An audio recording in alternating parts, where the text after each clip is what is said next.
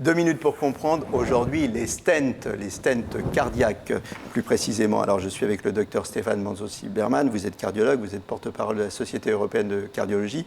Les stents, qu'est-ce que c'est ? Alors, les stents, ce sont des petits cylindres grillagés qui vont être implantés au moyen de ballonnets dans les artères. Dans les artères coronaires principalement, mais aussi ça peut être mis dans les artères des jambes, dans les artères des reins. Ces stents... En clair, à quoi ça sert ? C'est-à-dire quand l'artère est bouchée, en fait, on met ce petit tuyau et ça la maintient ouverte. Ouverte, exactement.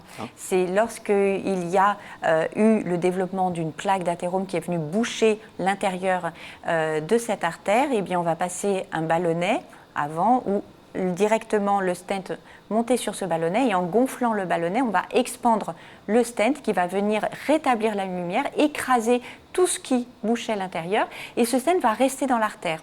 Ce petit grillage va maintenir l'artère ouverte et va être progressivement recouvert d'une fine couche de cellules. Maintenant, on utilise de plus en plus et quasiment exclusivement des stents dits actifs. C'est quoi actif ? Ce sont des stents qui, en plus de la structure métallique, vont être recouverts d'une molécule, d'un médicament qui va faire comme une petite chimiothérapie pour éviter que l'artère ne cicatrise de manière excessive.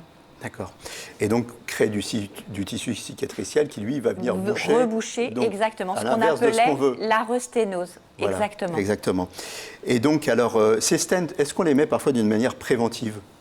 Alors, on n'intervient que lorsqu'il y a déjà un rétrécissement important. On ne peut pas le mettre en préventif, puisque chaque intervention a ses risques. Un rétrécissement important, mais parfois sans symptômes. Donc, on n'attend pas d'avoir les symptômes. Et là, parfois, c'est grâce à un examen de dépistage, un coroscanner, une IRM, une scintigraphie, où on a dépisté qu'il y avait une souffrance d'une partie du muscle, une souffrance due à un rétrécissement sur l'une des artères. Voilà. Dans tous les cas, il faut prendre soin de ces artères.